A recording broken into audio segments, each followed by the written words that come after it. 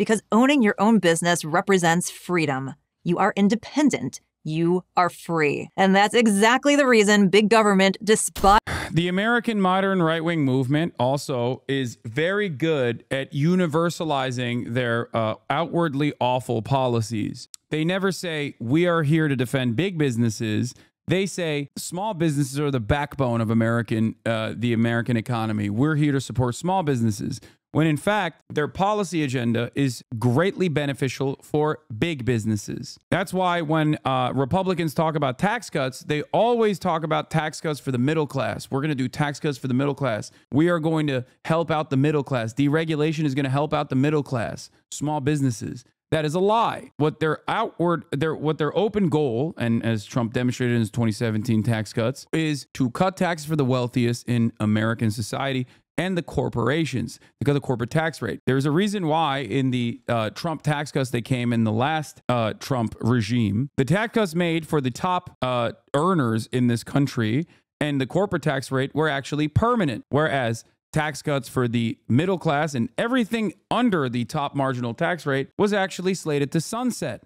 All of those tax cuts are supposed to sunset in 2026, I believe. I'm giving additional context to the way in which America propagandizes American politicians and American political movements oftentimes propagandize certain positions that are inherently harmful to the middle class, which is a very specific designation that is supposed to take you away from understanding the class dynamic from worker and capital owner to begin with. But it's just something you need to understand. Both parties are also capitalists. Both parties also represent the interests of corporations. That's precisely the reason why the Democratic Party is directly at odds with its base of support. Despises small business. And yet, at the same time, as we saw with German fascism, this also comes with attacks on big capitalists, often represented by people like George Soros and Bill Gates, which often comes along with various conspiracy theories that don't stray far from anti-Semitism. Conspiracy theories about the collusion of left-wing protesters and labor unions with powerful elites like George Soros, that very same flavor of middle-class paranoia, a phenomenon that is difficult to make sense of if we don't recognize its petty bourgeois character. This also helps us understand America's right libertarians, who otherwise also seem hopelessly contradictory. Why is it that so many of them, who are supposed to be anti-government, end up moving towards fascism? Once again, the right libertarian movement is populated with a lot of petty bourgeois individuals who identify their freedom with unregulated business activity and attack the government for its obstruction of this freedom. And yet, whenever their business begins being threatened either by the demands of organized labor or simply by the ruthless tendencies of the market, they end up wishing for a strong government which would wield its iron fist in protecting their business against these threats. Recognizing it also helps us immensely in making sense of different responses to the COVID pandemic. Among the anti-lockdown protesters, the kind who equated social distancing with communism, the petty bourgeoisie were, you guessed it, overrepresented. In Minnesota, as one example, the subtle line appealing to middle-class frustrations is the standard of living for what we think is middle class is only achievable for small business owners. Both parties never appeal to the working class, but only an amorphous, intangible middle class that hasn't existed for decades. Exactly. There is no real, straightforward worker. I guess there is, to a certain degree. It's like the professional managerial class. To a certain degree, the professional managerial class is a part of that equation. We're talking about we're talking about people with college degrees and whatnot. The Democratic Party captures the attention of that base. The Republican Party, on the other hand, captures the attention of the small business owners who actually receive what it looks like to be that mythical middle class. But ultimately, the notion of a group of individuals that work in a fucking factory and have a house and have a comfortable, meaningful existence with a single income, like single income households with one person working as a wage laborer and being firmly in this middle class standard is non-existent in this country. Those pleading to reopen the state during the pandemic were overwhelmingly small business owners, proprietors of hair salons, massage parlors, a bowling alley, vacation rental, etc., who put up slogans such as "small business is essential." And this makes sense as the lockdown was impeding the profitability of their businesses, in some cases to the point of bankruptcy. Also, in some cases, impeding their ability to spend their disposable income. Some protesters, for instance, expressed their dissatisfaction with the lockdown on account of not being able to get a haircut or not being able to go to a golf course. which is not a particularly working class concern. The fact that the lockdown was indeed threatening many small businesses incentivized the spread of various conspiracy theories, again expressing that middle-class paranoia, claiming that the virus was man-made, or that it did not exist at all, and was simply a tactic to push America towards communism. The working class also had a strong response to the pandemic, which came with an increase in worker strikes, and their demands could not be more different from those of the petty bourgeoisie. The striking workers, who were very well aware of the dangers of the pandemic and were at high risk of infection, demanded not only improved working conditions, but improved safety measures, improved access to safety equipment, and increased precautions against the spread of COVID.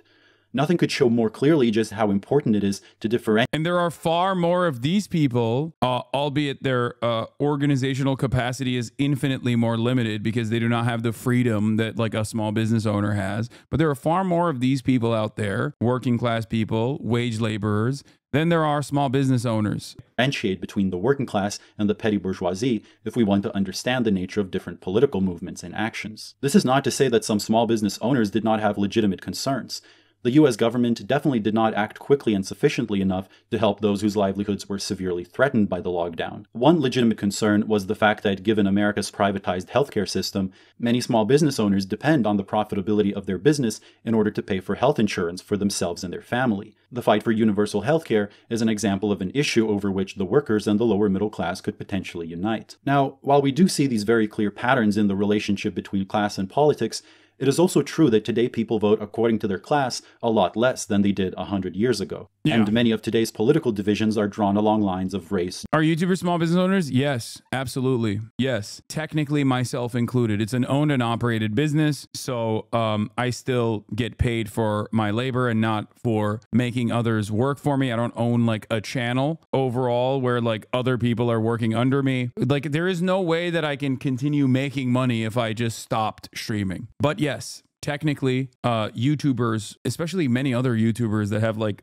you know, ginormous businesses, they are firmly within the small business owner category. Gender and culture. And that is something that was actively and purposefully achieved by the ruling class, which has always tried to produce internal splits within the working class and to bring workers over to its side using cultural issues. A tactic which in recent decades was especially pioneered by Republicans. And this is a problem because it points to a lack of class consciousness among workers, which leads them to lash out against fellow workers. What do you mean, plenty of ways for you to make money if you don't stream? Yes, of course. But most of them, like there are a million different ways that I can continue earning money off of the pre-existing capital that I have. Capital accumulation is an avenue for me, but that would change the dynamic of the way I earn currently. That would turn me into a capitalist rather than someone who still has to work to earn his income. A lot of people misunderstand how this dynamic works, and they think, for example, athletes, very wealthy, right? They get these massive contracts. So they go, excuse me, athletes are bourgeoisie, okay? And many of them are, but not in the way that you think they are. Athletes' massive contracts that they get from the sports franchises they work for is still very much wage labor. A lot of them then take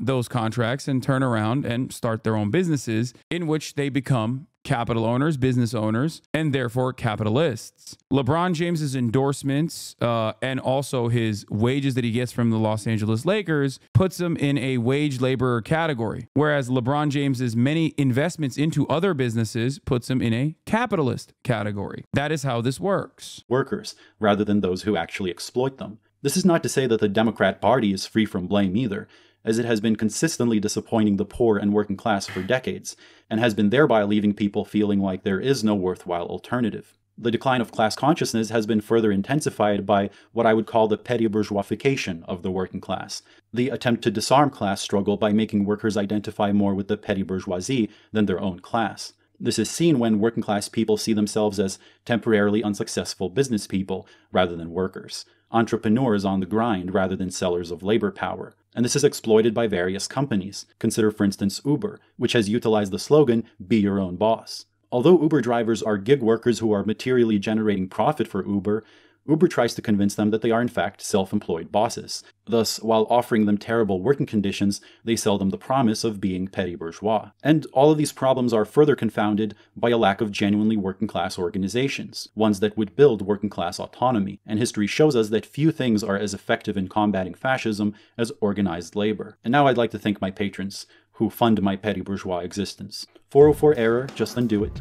Is a good example landlords? Yes, landlords would be passive earning, like earners. Passive income means you do not have to go out and directly work to get a wage. You do not have to go out and work to get a wage from someone else who is paying you. Passive versus active income. Anyway, this is Matt Christman talking about the rise of American fascism. Just speaking on behalf of a hegemonic liberalism that is going to get us all fucking killed. It's got a lot of money. I agree, don't talk to them, but because they're distraction from the real fucking problem, which is that fascism arises because of the collapse of institutional legitimacy of liberal institutions.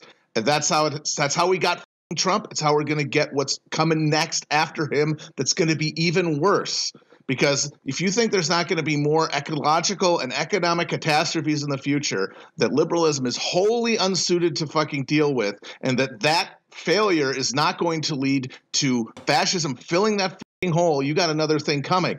And that's what these guys are. These guys who marched in Charlottesville, these are the people who are aware of the unspoken premise of this sort of zombie neoliberalism we're living in, which is that we're coming at a point where there's going to be ecological catastrophe, and it's going to either require mass redistribution of the ill-gotten gains of the first world or genocide. And these are the first people who have basically said, well, if that's the choice, I choose genocide. And they're getting everybody else ready intellectually and emotionally for why that's. That chatter linked 44 as the minute marker. I went back to 7. There's a difference between the 7th minute where he's actually kind of talking about it. It was 20 seconds away. Sorry, I missed the timestamp. That's going to be okay when it happens. Why? They're not really people. When we're putting all of this.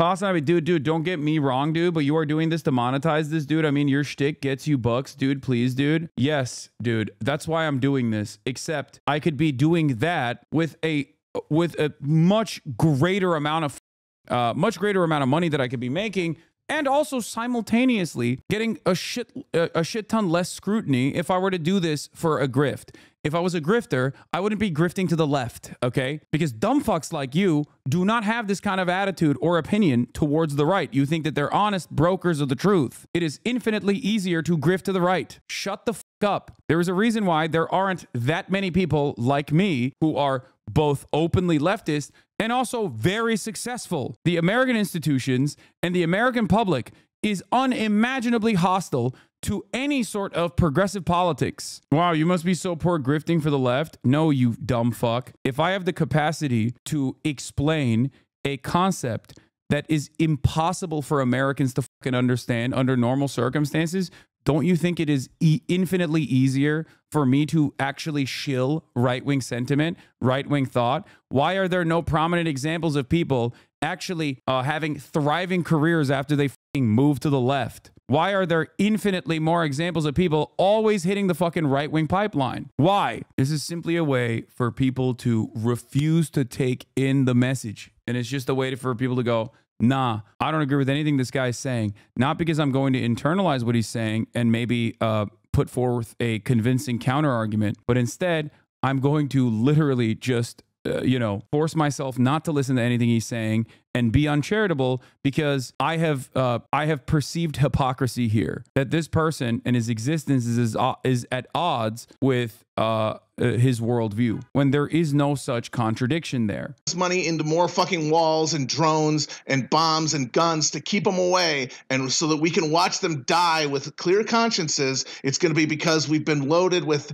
the ideology that these guys are now starting to express publicly. On the other side of them, you have people who are saying in full voice, no, we have the resources to save everybody, to give everybody a decent and worthwhile existence, and that is what we want, and that is the real difference between these two. So you can tell that to the next asshole who tells you that they're actually two sides of the same coin. And my question is now. Anyway, we watched Why Middle Class Supports Fascism. Why Middle Class Supports Fascism with cuck philosophy. There's also the German Revolution, which I'm not going to get into too much. I think Bestie Marx had a video on this as well, specifically on the way that like liberals have turned around and showed their bellies and actively collaborated with Nazis. There are a number of different documentary style videos on this process. Unfortunately, many of them are super long, and I want to just like arrive at social democrats, for example, and the role that they played in actively suppressing the communist anti-fascist movement in Germany. That is what I'm looking at.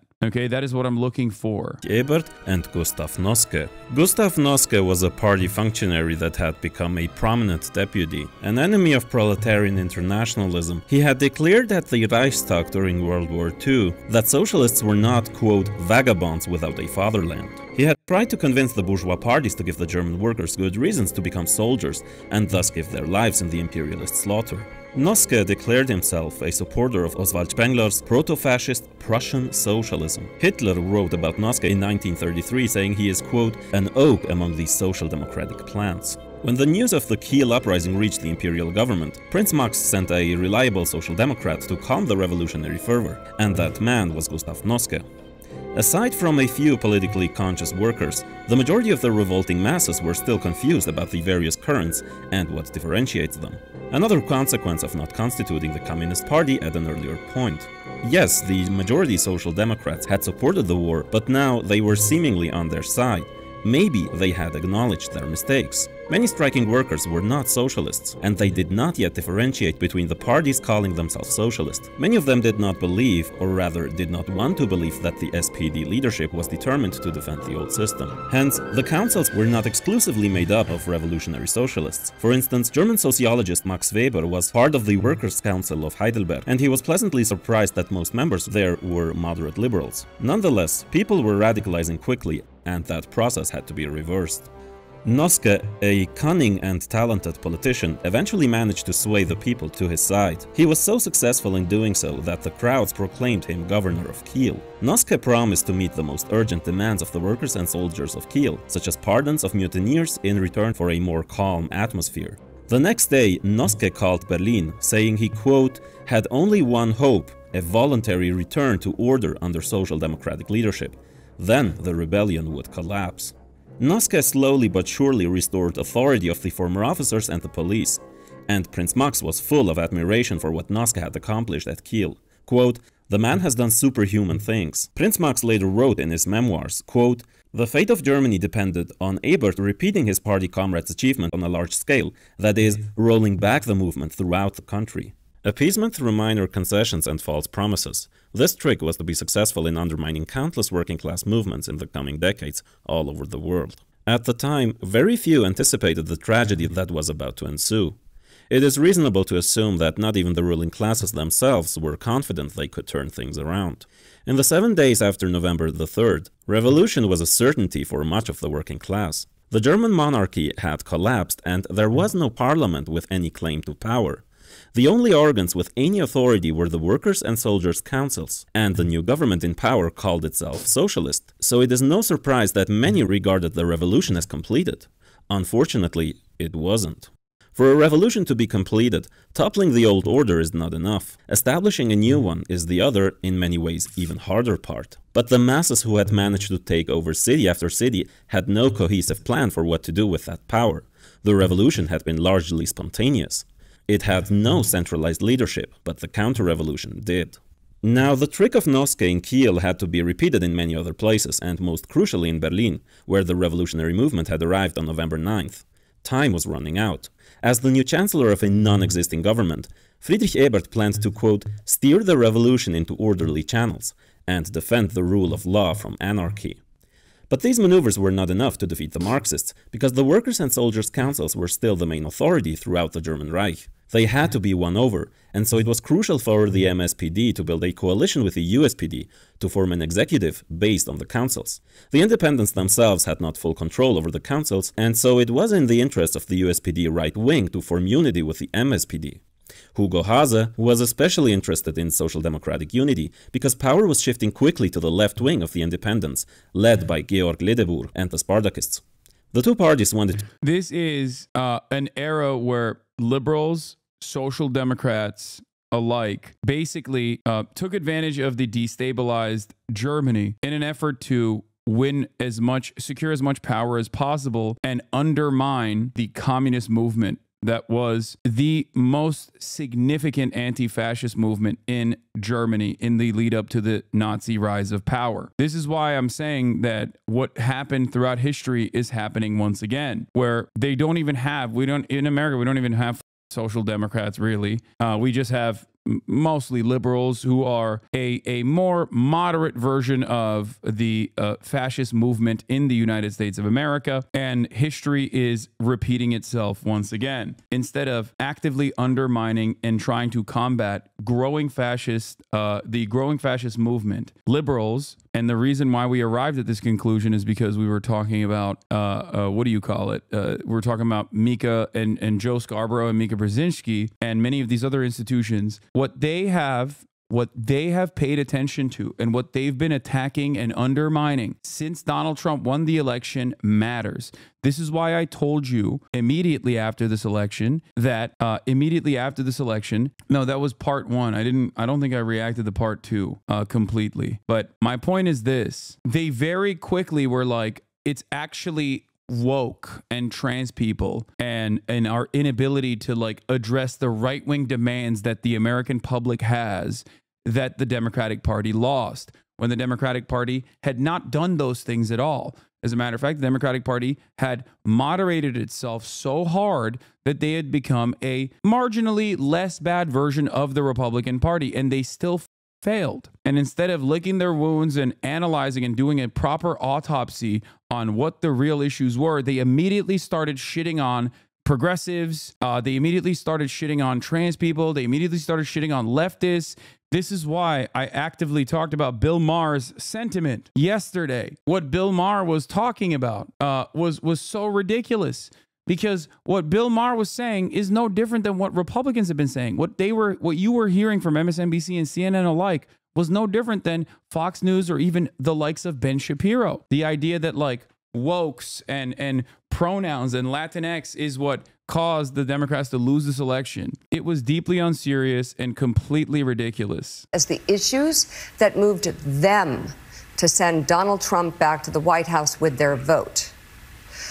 Joe and I realize it's time to do something different. And that starts with not only talking about Donald Trump, but also talking with him. Yeah. Thank you for demonstrating the endless liberal attitude that if you can't beat him, you join him. That is the point. Nothing has aged worse than this thread.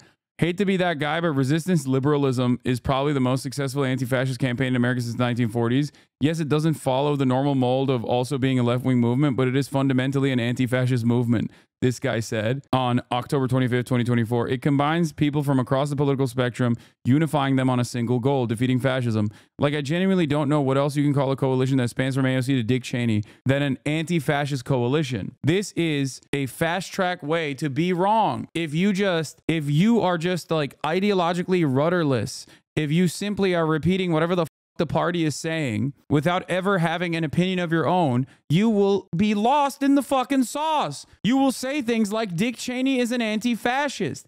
Dick Cheney is a fucking fascist. Dick Cheney is a bigger fascist than Donald Trump. What the fuck are we talking about? At least Donald Trump last regime. Last regime Donald Trump was a proto-fascist. Dick Cheney had always been a bigger fascist than Donald Trump's last regime. Anti-fascism at its core is a movement that is opposed to fascism. Resistance liberalism clearly falls well within that mold. It has an express goal to defeat fascism, i.e. Donald Trump. It does not have a consistent economic, social, or international policy regimen. Its only unifying policy is opposition to fascism. Resistance liberalism is an anti-fascist coalition. It just doesn't take the aesthetics of a normative anti-fascism. And because of that, it has been much more successful than it might have otherwise been. I know some people wanted a grand anti-fascist coalition that unifies the left, makes it popular, and cements social democracy and the general left permanently in American politics. Instead, we got a highly educated, highly suburbanized, largely upper middle class, wealthy white anti-fascist movement that has been incredibly electorally successful. Now, he was saying this on October 25th, 2024, in the lead up to this election. And what is so insane about this statement is that the anti-fascist movement that he was talking about was also playing along with their own version of mass deportation, just a lighter version of that. So how the were they anti-fascist when they were just like marginally less bad than Donald Trump? Yes, this thread is a response to David Austin Walsh's tweet that I thought was really quite dumb. I added more here, by the way. This is why I say, if you want to come across as more knowledgeable, read a little bit and develop a materialist perspective, because historical materialism will usually land you on the right side of history and will allow you to make better assessments of what is to come. Liberalism is rudderless, and many Democrats simply are just at the whims, at the mercy of right-wing Republicans that at the very least ideologically want to move the country towards fascism. Liberals are completely unequipped to fight against this. And that is why you're seeing so many of them refuse to fight against this and instead capitulate to the same exact right-wing framing on the matter over and over and over again. On November 21st, 2022, the New York Times published its very first article about Adolf Hitler. It's an incredible read, especially its assertion that Hitler's anti-Semitism was not so violent or as genuine as it sounded. This attitude was apparently widespread among Germans at the time. Many of them saw Hitler's anti-Semitism as a ploy for votes among the German masses. But the really extraordinary part of the article is that the 3 paragraphs on anti-Semitism. Brown acknowledges Hitler's vicious anti-Semitism as the core of Hitler's appeal, and notes the terrified Jewish community was fleeing from him, but goes on to dismiss it as a play to satiate the rubes that he bolded himself. He's credibly credited with being accused by lofty, unselfish patriotism. He probably does not know himself just what he wants to accomplish. The keynote of this propaganda, in speaking and writing, is violent anti-Semitism. His followers are nicknamed the Hakenkreuzler. So violent are Hitler's fulminations against the Jews that a number of prominent Jewish citizens are reported to have sought safe asylums in the Bavarian highlands, easily reached by fast motor cars, whence they could hurry their women and children when forewarned of an anti-Semitic St. Bartholomew's might. Okay, but Kaya, place. No, place. Dude, my mom is having a party right now. But several reliable, well-informed sources confirmed the idea that Hitler's anti-Semitism was not so genuine or violent as it sounded, and that he was merely using anti-Semitic propaganda as bait to catch masses of followers and keep them aroused, enthusiastic, in line for the time when his organization is perfected and sufficiently powerful to be employed effectively for political purposes. A sophisticated politician credited Hitler with peculiar political cleverness for laying emphasis and overemphasis on anti-Semitism, saying, "You can't expect the masses to understand or appreciate your finer, real aims. You must feed the masses with cruder morsels and ideas like anti-Semitism. It would be politically all wrong to tell them the truth about where you are really leading them." Now, Brown's sources in all likelihood did tell him Hitler's anti-Semitism was for show. That was a popular opinion during Nazism's early days, but that speaks to how unprepared polite German society was for a movement as sincerely radically violent as Hitler's to take power. One other thing, if violent anti-Semitism was such a winning issue for Hitler, what does that tell us about the state of public opinion in Bavaria in 1922? You can basically substitute anti-Semitism in this conversation with anti-immigrant sentiment, xenophobia, and white nativist anti-immigrant attitudes. It is a one-to-one comparison to what we are experiencing right now. The problem in this situation, the problem in this circumstance is that there is no growing revolutionary movement that is a counterbalance to fascism. There is no threat. There is no threat to fascism. Okay? It's just neoliberalism, which is looking for a way to basically create a managed version of the same, like a less volatile version of the same violent desires that the right have. There is no anti-capitalist alternative. And when there is no anti-capitalist alternative that is reaching prominence, the only kind of quote-unquote anti-capitalist sentiment, left-wing populist sentiment you hear is from the likes of Tucker Carlson, is from the likes of Josh Hawley, or J.D. Vance. These are the prominent voices on the right that present themselves as left-wing economic populists. Meanwhile, It's bullshit. Their populist sentiment is a lie. Meanwhile, the entirety of the liberal spectrum of politics in the United States of America is fighting amongst itself from a right-wing attitude as well. Yeah, the threat is China. Yeah, sure. No, it's not. China, as it stands currently, all things considered, as much as I work to dispel many of the falsehoods surrounding the way that Americans think China operates and China is, China has never really presented itself as a counterbalance. There is no like ideological socialist desire in China. China cares about China only. That's it. Some of China's immediate material desires correspond to developing certain underdeveloped parts of the world, but that is simply done in a pragmatic way. That is not done for any sort of real ideological purpose. They do not care if the countries that they're developing are run as like fascist authoritarian administrations. They do not care about any of that stuff at all. They just want a new market that they can sell products to. That's it. Now, while it looks like the Chinese hegemonic superpower status that they're reaching at an alarming rate for Americans is seemingly at odds with like American imperialism, they have not really done anything to combat American imperialism whatsoever. One immediate example I will always use is the Maoist movement in the Philippines. The Maoist movement in the Philippines, which is a massive country in and of itself, is somewhat vibrant, and they are at odds with the Chinese government. If China truly was interested in even disrupting American imperialism, they would, just like America has worked with nascent fascist movements, beef them up, offer them logistical support in an effort to destabilize countries that are moving towards social democracy or democratic socialism or communism, God forbid, China would utilize the Maoist movement in the Philippines. China has, on the other hand, worked actively against the Maoist movement in the Philippines. This is the reason why I say that China has no ideological goals or even any interest in genuinely disrupting American hegemony. There are plenty of opportunities for China to, if they were truly invested in like socialist revolution and the revolutionary potential of the third world, they could be doing something about it in a way that the USSR did. They are not. Historically, China has always just cared about China. They happen to be moving in the direction of socialism further along than many other nation states. That much is true. I do agree with that. But they're not necessarily ideologically invested in any sort of like global socialist, global communist movement at all. Anyway, they've always had a wild foreign policy, even under Mao. True. So no, they are not an ideological counterbalance at all, nor are they interested. The entire globe could be straightforwardly fascist as long as China remains the way it does and becomes a global superpower, which it has, and they can sell products to the global fascist movement in the Western world. They will continue to do so. They have historically always been,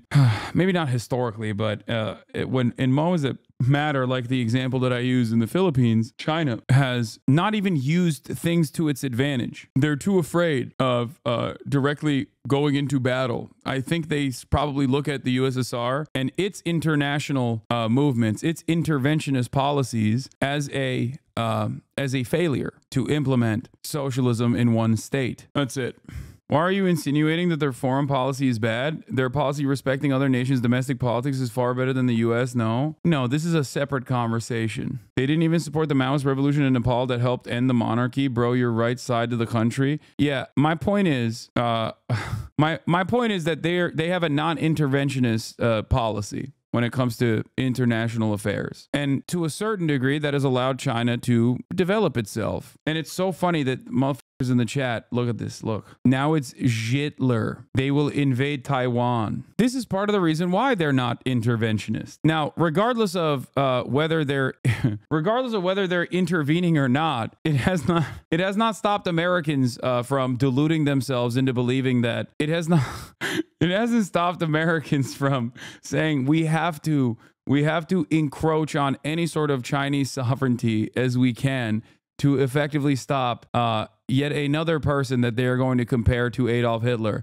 But do not compare American leadership to Adolf Hitler, even if they're actively pushing for concentration camps at the border and mass deportations. Do not, no matter what you do, compare America's allies to Adolf Hitler, like Benjamin Netanyahu, even though they are doing an ethnic cleansing campaign right now with American dollars. It's always America's enemies that are conveniently displayed as another. See, Putin is also Hitler. Trump is also Hitler. Putin is also Hitler. Netanyahu also bad. Oh, okay. Hasan, we would love to recruit you to the Republican Party. We find it. You may find your spirit more suited for the other side. We can use a guy like you. Yeah, totally, man. People just don't understand that my distaste and anger and frustration for the Democratic Party comes from their closeness to the Republican Party and its agenda. Anyway, let's get back to, let's move away from theory or American or you know, the parallels between the rise of Nazi power, and let's get back to drama. Heated confrontation between Elon Musk and Trump advisor, Axios reports.